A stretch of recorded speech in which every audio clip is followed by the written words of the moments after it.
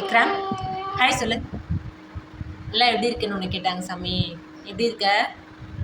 விக்ரம்க்கு இன்னும் அந்த பிரச்சனை வந்து சரியாகல. அது ஸ்டொமக் ப்ராப்ளம். இந்த மாதிரி வயிறு வந்து ஃபீட் பண்ணும்போது உபசமாகிற மாதிரி ஆகுது.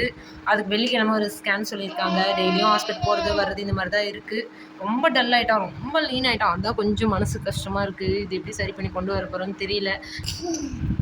சத்துமாவு வந்து காலியாகிடுச்சு. நேற்று காலையிலேருந்து இந்த சத்துமாவு ப்ரிப்ரேஷன் வேலையும் பார்த்துட்ருக்கேன். விக்ரம் தூங்கும்போது அமைதியாக இருக்கும்போது இந்த வேலையை செஞ்சுக்குவேன். பாப்பா இல்லாதனால ஓரளவு சமாளிக்க முடியுது, இல்லைன்னா ரொம்ப கஷ்டமாயிடும். காலையில் பாதி வறுத்து எடுத்து வச்சுட்டு இப்போ மீதி ஈவினிங் இப்போ வறுத்தேன். இதில் சிலது வந்து முளை கட்டி நம்ம வெயிலில் காய வைக்கணும் அப்படிங்கிறனால தான் 3 நாள் ஆகிடுது.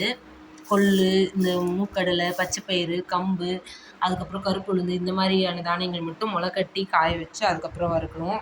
நியூ பேட்ச் ரெடி ஆகிடும். யாருன்னா ஹெல்த் டிப்ஸ் வேணும்னா ஸ்க்ரீனில் தெரிய நம்பருக்கு வாட்ஸ்அப் பண்ணுங்கள் ஃப்ரெண்ட்ஸ்.